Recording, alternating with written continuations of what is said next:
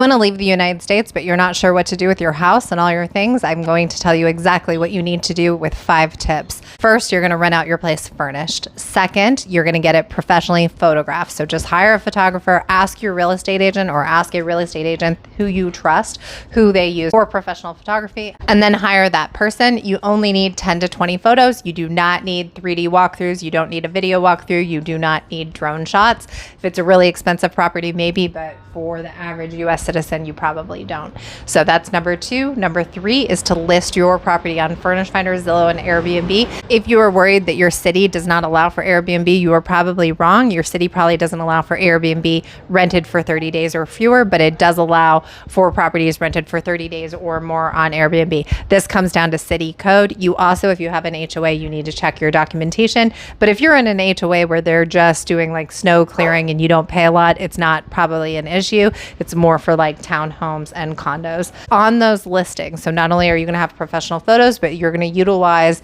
your headline in a strategic way. So you're going to write a headline that says something specific instead of vague. Your property is not cozy. Your property is not near something. Your property is a 3-bed, 2-bath. Your property is 1 mile from the interstate. It is 1 mile from the grocery store. It is 2 miles from the biggest industry in your city, whether that is colleges, hospitals, etc.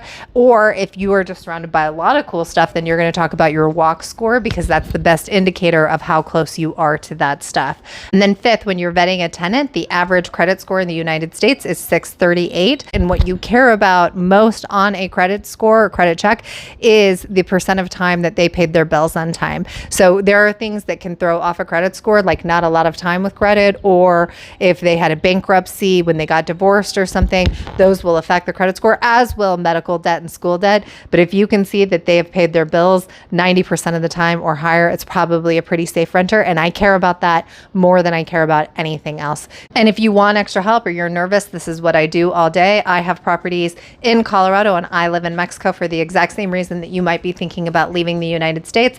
And I will put my information in the top comment of this video and pin it there. Reach out if you want help. Thanks.